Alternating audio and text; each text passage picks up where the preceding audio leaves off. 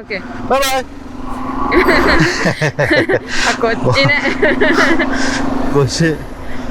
കൊച്ചി അന്തം വിട്ട് നോക്കലിങ്. കൊച്ചു വിചാരിച്ചാണ് ഇത് ആരാണ് ഇത്, എന്താണ് എനിക്കെന്തിനാണ് ടാറ്റ എന്നത്. ഓക്കെ, നമസ്കാരം സുഹൃത്തുക്കളെ, ഞാനാണ് നിങ്ങളുടെ TinsoBro. എന്തൊക്കെയുണ്ട് വിശേഷം? നിങ്ങൾക്കെല്ലാം സുഖമെന്ന് വിശ്വസിക്കുന്നു. മൂന്നാർ ബ്ലോഗുകളെല്ലാം നിങ്ങൾ കണ്ടെന്ന് വിശ്വസിക്കുന്നു. മൂന്നാറിൻ്റെ കണ്ടിന്യൂഷൻ ആണ്. ഞങ്ങൾ രാവിലെ തന്നെ മൂന്നാറിൽ നിന്ന് ഇറങ്ങി.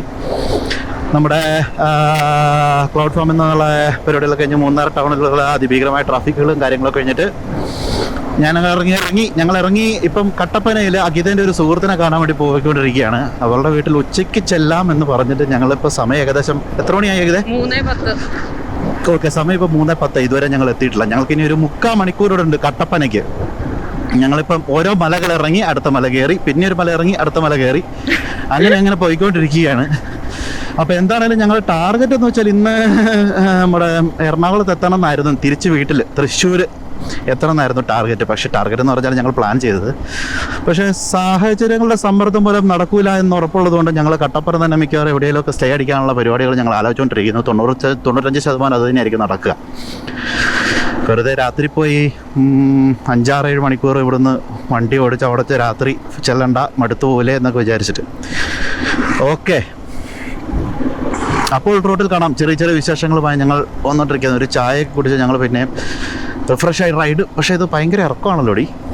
അടുത്ത മല കയറാൻ പോവായിരിക്കും.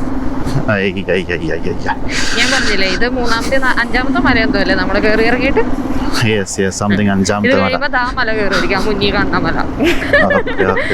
എന്താണോ ആ മല? അവിടെയാണോ കട്ടപ്പന? ആർക്കറിയാം. ജിയോഗ്രാഫിക്കലി ആലോചിച്ച് നോക്ക്, കുറെ മലനിരകൾ ഇങ്ങനെ നിരന്ന് കിടക്കുന്നു. നമ്മളിങ്ങനെ മൊത്തത്തിൽ ചുറ്റി പോകുന്നതിനേക്കാളും നല്ലത് ഒരു മല കയറുന്നു ഇറങ്ങുന്നു. അങ്ങനെ നമ്മൾ കട്ടപ്പന എന്ന് പറയുന്ന മലയിലെത്തുന്നു. Okay, Google update 300 metre turn റൈറ്റോ ലെഫ്റ്റോ പറഞ്ഞിട്ടോ. എനിക്ക് ലെഫ്റ്റ് ആണെന്ന് തോന്നുട്ടോ.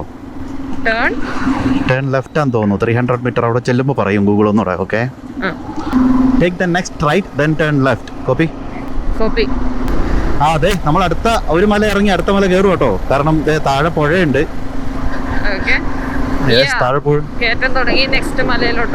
അടുത്ത മലയ്ക്കുള്ള കയറ്റം തുടങ്ങി. അടിപൊളി സ്ഥലമാണല്ലോ. പോളി ഡാമും വ്യൂ ഒക്കെ ഉണ്ട്. ഓ നൈസ്, ചെറിയൊരു ഡാമൊക്കെ കേട്ടോ. ആൾക്കാർ നല്ല നൈസ് സ്ഥലം. നോക്കാം. ബൊലേറോക്കാരൻ. ഓക്കെ, ബൊലേറോക്കാരൻ ഓവർടേക്ക് ചെയ്ത് വിട്ടോ. വിടുവാണേ. ചേട്ടൻ പോട്ടെ. ചേച്ചി എന്നെ നോക്കി ചിരിച്ചു. ചേച്ചി തന്നെ നോക്കി ചിരിച്ചോട്ടെ. അതെന്താ ചേച്ചി, നമുക്ക് ഇനി ചേട്ടന്മാരുടെ പുറകെ പോകാം. ചേട്ടൻ ചാടുന്ന കുഴിയല്ലേ നമുക്ക് മനസ്സിലാവല്ലോ. നമുക്ക് എസ്കോട്ട് പോയത് പോലെയോ. Look at our escort. Okay, കൈ കൊടുക്കൂ. ഞാൻ എപ്പോഴും പറയാറുണ്ട്, ഇപ്പം അഗിതയ്ക്ക് മുന്നിലുള്ള വണ്ടി ഇങ്ങനെ പോകുന്ന ഇഷ്ടമല്ല, പക്ഷേ എനിക്ക് മുന്നിലുള്ള വണ്ടി പോകുന്നത് ഇഷ്ടമാണ്. എന്തുകൊണ്ടാണെന്ന് വെച്ചാൽ നമ്മൾ ആ വണ്ടിയായിട്ട് ഒരു കറക്റ്റ് സേഫ് ഡിസ്റ്റൻസ് കീപ്പ് ചെയ്താൽ ആ വണ്ടി ശരിക്കും നമുക്കൊരു എസ്കോട്ട് പോകുന്ന പോലെ തോന്നും. അതായത് ആ വണ്ടി ഒരു കുഴി ചാടിയാൽ ആ കുഴി നമുക്ക് മനസ്സിലാവും. ആ വണ്ടിക്ക് എന്തെങ്കിലും പെട്ടെന്നൊരു സഡൻ ബ്രേക്ക് കിട്ടിയാൽ നമുക്ക് കുറച്ചും കൂടെ പെട്ടെന്ന് തന്നെ നമ്മുടെ ഒരു എസ്കോട്ട് പോകുന്ന പോലെ, പോലീസ് വണ്ടിയായിട്ട് എസ്കോട്ട് പോകില്ലേ, അതുപോലെ ഏകദേശം നമുക്ക് മനസ്സിലാവുന്ന ഒരു കൺസെപ്റ്റ് എനിക്കുണ്ട്. ഹൈവേസിൽ നമ്മളിത് സാധാരണ ഒത്തിരി പരീക്ഷിക്കാറുണ്ട്. ഹൈവേസ് എന്ന് പറഞ്ഞാൽ 4 ലൈൻ ഹൈവേസിൽ ഞാൻ ഒത്തിരി പരീക്ഷിച്ചിട്ടുണ്ട് ഇത്. അതായത് 4 ലൈൻ ഹൈവേസിലൊക്കെ നമ്മളൊരു 100-125 അന്നേരം നല്ലൊരു ഡിസ്റ്റൻസ്, അതായത് ഒരു 100 മീറ്റർ ഉണ്ട്, ഒരു 50 മീറ്റർ ഡിസ്റ്റൻസ് നമ്മൾ ഇട്ട് പോയിക്കൊണ്ടിരിക്കുകയാണെങ്കിൽ ആ വണ്ടിയുടെ പുറകെ, സോ നമ്മുടെ കറക്റ്റായിട്ട് റോഡിൻ്റെ മൂവ്മെൻറ്റ്സ് എല്ലാം നമുക്ക് മനസ്സിലാക്കാൻ പറ്റും. ആക്ച്വലി 4 ലൈൻ ഹൈവേസിൽ ഇങ്ങനെയൊന്നും അല്ലല്ലോ, കറക്റ്റ് നല്ല കുറേ ദൂരം നേരെ ആയിരിക്കുമല്ലോ. നിനക്ക് അങ്ങനെ എക്സ്പീരിയൻസ് ഉണ്ടായിട്ടുണ്ട് എപ്പോഴും? ഞാൻ ഈ എറണാകുളത്ത് കിടന്നാലേ മൊത്തം ഓടിക്കുന്ന വണ്ടി ഫുൾ വർക്കും കാര്യങ്ങളൊക്കെ ആയിട്ട് നമ്മളെ സംബന്ധിച്ച് തൊട്ട് മുന്നിൽ വണ്ടി വന്നാ എനിക്ക് ഒട്ടും ഇഷ്ടമല്ല. അതിന്റെ മെയിൻ റീസൺ, ഞാൻ ഏതൊക്കെ വണ്ടിയുടെ പിന്നാലെ പോയിട്ടുണ്ട് ആ വണ്ടികളൊക്കെ എന്നെ കുഴി ചാടിച്ചിട്ടുണ്ട്. മിക്കവാറും ലോറികളും ബസ്സുകളും ഒക്കെ ആയിരിക്കും, അല്ലെങ്കിൽ ഈ കാറൊക്കെ ആയിരിക്കും എന്റെ ഫ്രണ്ടില്. ഇവന്മാര് 4 ചക്രം കൊണ്ട് നടുക്കുള്ള കുഴിയൊക്കെ സെറ്റാക്കി പോകും. ഞാൻ അവരുടെ നടുക്കേ കൂടെ പോയി ഉള്ള കുഴിയിലൊക്കെ ചാടും. എനിക്ക് തോന്നുന്നു നീ ഡിസ്റ്റൻസ് കീപ്പ് ചെയ്യാത്തതുകൊണ്ടാന്ന് തോന്നുന്നു, കുറച്ച് അധികം ഡിസ്റ്റൻസ് കീപ്പ് ചെയ്യുന്നത്. ഇപ്പം ഞാനും എൻ്റെ റൈഡിങ് സ്റ്റൈൽ നിനക്കറിയാലോ, ഞാൻ മുന്നിലുള്ള വണ്ടിയായിട്ട് നന്നായിട്ട് ഡിസ്റ്റൻസ് കീപ്പ് ചെയ്ത് പോകാൻ ഇഷ്ടപ്പെടുന്ന ഒരാളാണ്. കാരണം പെട്ടെന്ന് അവൻ ബ്രേക്ക് ചെയ്താൽ എനിക്ക് ഈ പെട്ടെന്ന് സഡൻ ബ്രേക്ക് പിടിക്കുന്നത് എനിക്കൊന്നും തീരെ ഇഷ്ടമല്ല മുന്നിലുള്ള വണ്ടീൻ്റെ അടുത്ത്. അപ്പോൾ മുന്നിലുള്ള വണ്ടി ഏകദേശം എപ്പോൾ ബ്രേക്ക് പിടിക്കുന്നത് മനസ്സിലാക്കാൻ പറ്റുന്ന ഒരു ഡിസ്റ്റൻസിലേ ഞാൻ പോകാറുള്ളൂ. അതാണ് എനിക്ക് ഞാൻ മുന്നിലുള്ള വണ്ടിയായിട്ട് ഒരിക്കലും സഡൻ ബ്രേക്ക് ഞാൻ ഒരിക്കലും പിടിക്കാറില്ല. പക്ഷെ എന്റെ ഒരു റൈഡിങ് സ്റ്റൈൽ എന്ന് പറഞ്ഞാൽ കൂടുതൽ വർക്കിന് വേണ്ടി കമ്മ്യൂട്ട് ചെയ്യുന്നതല്ലേ. അപ്പൊ നമ്മൾ ഈ എറണാകുളം പോകുമ്പോ കളമശ്ശേരി, ആലുവ, ഇവിടെ എല്ലായിടത്തും ബ്ലോക്ക് ആയിരിക്കും. നമുക്ക് ആ ഒരു, അതായത് വണ്ടികൾ അടുപ്പിച്ചടുപ്പിച്ച് ജോലിക്ക് പോകുന്ന സമയത്ത് മൊത്തം ബ്ലോക്കും എല്ലാം നിറഞ്ഞൊരു ട്രാഫിക് കണ്ടീഷൻസ്, സിഗ്നൽസ് എല്ലാം നിറഞ്ഞതായിരിക്കും ആ ഒരു റൂട്ട്, ഞാൻ പോകുന്ന റൂട്ട് മൊത്തം. ആ ഒരു സമയത്ത് നമുക്ക് ഈ ഡിസ്റ്റൻസ് എന്ന് പറഞ്ഞു കഴിഞ്ഞാൽ ഡിസ്റ്റൻസ് ഉണ്ടാക്കരുത് എന്നാണ് ഞങ്ങളുടെ തിയറി. എവിടെ കാണുന്നോ അവിടെ കുത്തിക്കയറ്റാം. കാരണം അല്ലാതെ നമുക്ക് ബൈക്കേഴ്സ് എല്ലാവരും പിറന്നാകണം, അത് ശരിയാണ്, നമ്മള് ലെഫ്റ്റിൽ കൂടെ കുത്തിക്കയറ്റി എടുത്ത് പോകരുതെന്നാണ്. പക്ഷെ ഒരു സ്ലോ മൂവിങ് ട്രാഫിക്കിൽ നമുക്ക് വേറൊരു വഴിയില്ല. Take the next left. Take the next left. കണ്ടു ഞാൻ ബോർഡ് കണ്ടു. തോപ്രാംകുടി കട്ടപ്പുറ നെടുങ്കണ്ടം ലെഫ്റ്റ്. ഓക്കെ. ഹായ് മോനെ. ഏയ് അവൻ യോഗ കാണിച്ചിട്ടോ. യോഗ ഞാൻ തിരിച്ച് കാണിച്ചിട്ടുണ്ട്. എള്ളുണ്ടോ വാങ്ങിച്ചാലോ. Okay.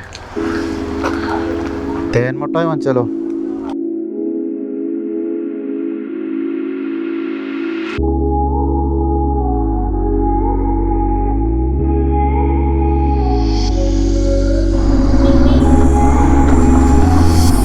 Destination is on the left.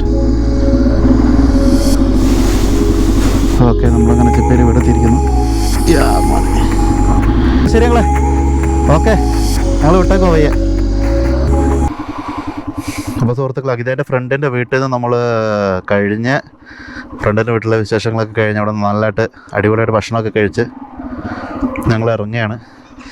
ഞങ്ങളിനി ഞങ്ങളെ ഒരു അങ്കിളിൻ്റെ ഒരു പ്രോപ്പർട്ടിയിലേക്ക് പോവുകയാണ് കേട്ടോ. റൈറ്റ് ഇട്ടോ.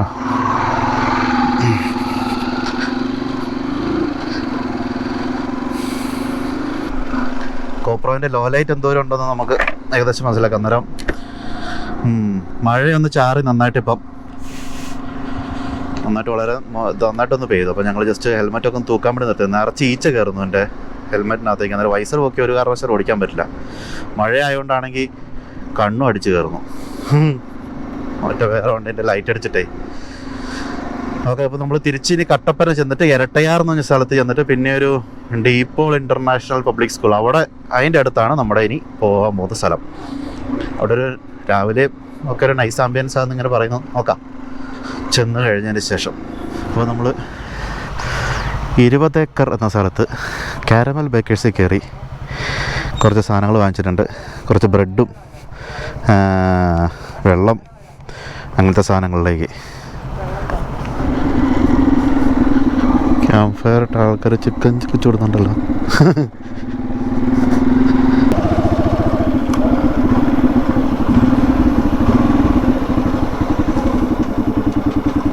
Yes, we are here.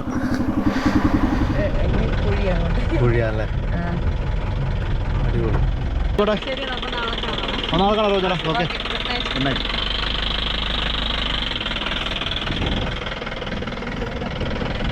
ഇതാ ഇവിടെ ഒരു കുരിശ് മാത്രമുണ്ട്. ഞങ്ങളൊരു മൊട്ടക്കുന്നിൻ്റെ മേലെ വന്നിരിക്കുന്നത്. ഇത് സ്ഥലം എവിടെയാണ്? ഇത് ഉദയഗിരി അല്ലേ? ഇത് ഉദയഗിരി ഒരു സ്ഥലമാണ്. ഇപ്പോൾ സമയം 8 മണി. അപ്പം നമ്മൾ ഇന്നത്തെ നമ്മുടെ അതിസാഹസികമായ വ്ളോഗ് വൈൻഡപ്പ് ചെയ്യുകയാണ്. ഞാൻ ചിലപ്പോൾ നൈറ്റ് ടൈം ലാപ്സ് ഒക്കെ എടുത്തിട്ട് നമ്മളോട് മിക്കവാറും വൈൻഡപ്പ് ചെയ്യും. അപ്പോൾ റോട്ടിൽ കാണാം നിങ്ങളുടെ ടിൻസോബ്രോ ആൻഡ് അഗിത ബ്രോ. നിങ്ങൾ തന്നെ ഒരു പേര് കണ്ടുപിടിക്കേണ്ട ഒരു അഗിതയ്ക്ക് എന്താണ് പേരുണ്ടെന്നുള്ളത്. അപ്പോൾ റോട്ടിൽ കാണാം. നാളെ ഇവിടെ നിന്നുള്ള വ്യൂവേഴ്സൊക്കെ ആയിട്ട് നമുക്ക് നാളെ കാണാം. ആക്ച്വലി സിയ സുലാൻ.